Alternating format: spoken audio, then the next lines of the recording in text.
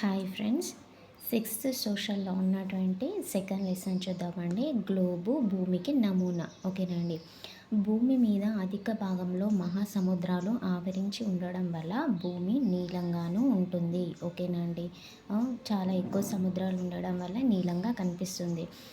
Globe భూమి ఆకారం, నేల, నీరు, ఖండాలు, మహాసముద్రాలు, దేశాలని చూపుతుంది. ఓకేనండి. ఆకారం ఎలా ఉంది? నేల, నీరు, ఖండాలు, మహాసముద్రాలు, దేశాలు ఎక్కడెక్కడున్నాయో ఈ గ్లోబ్ అనేది చూపిస్తుంది. భూమి ఒక బలమైన అయస్కాంతం. ఓకేనండి. అందుకే మనం భూమి పైనుంచి పడిపోము. భూమి గోళాకృతిలో ఉండదు. ఓకేనండి. ఖచ్చితంగా గోళాకారంలో అనేది ఉండదు. ఉత్తర దక్షిణ ధృవాలు నొక్కుకుపోయి ఉంటుంది. పైన ఉన్న ఉత్తర ధ్రువం, కింద ఉన్న దక్షిణ ధ్రువం అనేది నొక్కుకుపోయి ఉంటుంది. భూమధ్య రేఖ వద్ద కొంచెం ఉబ్బినట్లుగాను కనిపిస్తుంది. భూమిపైన ఒక స్థానం నుండి ప్రయాణం మొదలు పెడితే మళ్ళీ అదే స్థానానికి వచ్చి చేరుతాం.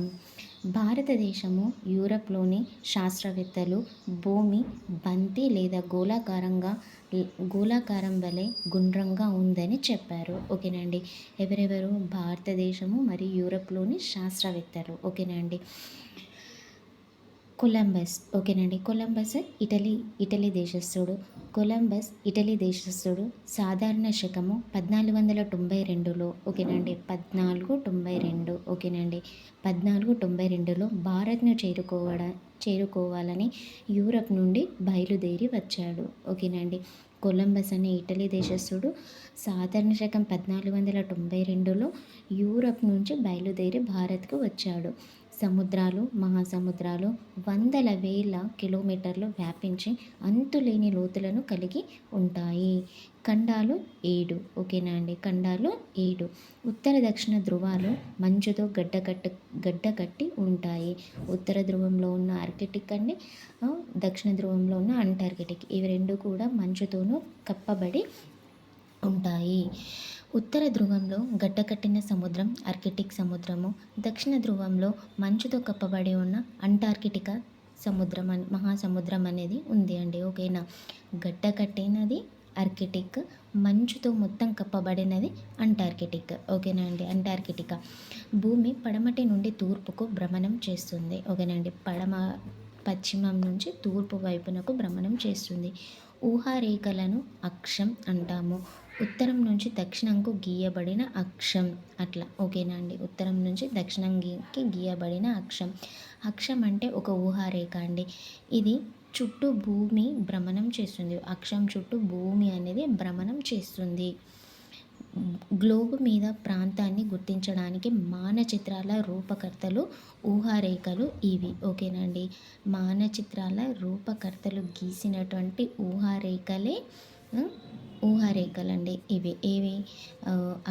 అక్షాలు అనేటివి. ఓకేనా అండి. మానచిత్రాలు అంటే ఏంటండి? మ్యాప్స్. ఆర్యభట్టకు అక్షాంశాలు, రేఖాంశాలపైన, గీతలపైన అవగాహన ఉంది. ఎక్కువగాను ఉపయోగించింది కూడా అక్షాంశ రేఖాంశాలను ఎక్కువగా ఉపయోగించింది కూడా ఆర్యభట్టనేనండి. భూమికి అడ్డంగా గీసిన ఉన్న రేఖలు అక్షాంశాలు. ఓకేనండి. ఓకేనండి. పొడవైన అక్షాంశము భూమధ్య రేఖ అండి. ఓకేనా. దక్షిణార్ధగోళంలో మన భారత్ అనేది ఉంది.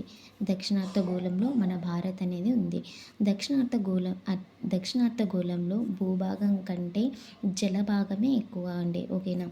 నిలువు రేఖలు రేఖాంశాలు ఒకే పొడవును కలిగి ఉంటాయి. అక్షాంశాలు ఒకే పొడవును కలిగి ఉండవు. రేఖాంశాలు మాత్రం ఒకే పొడవును కలిగి ఉంటాయి.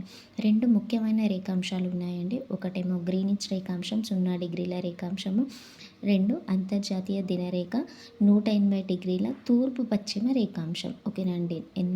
180 డిగ్రీల తూర్పు పశ్చిమ రేఖాంశంని మనం ఏమంటున్నామండి? అంతర్జాతీయ దినరేఖ. అక్షాంశం రేఖాంశములను తెలిస్తే గ్లోబు మీద ఉన్న ప్రాంతాన్ని సులభంగా మనం గుర్తించవచ్చు.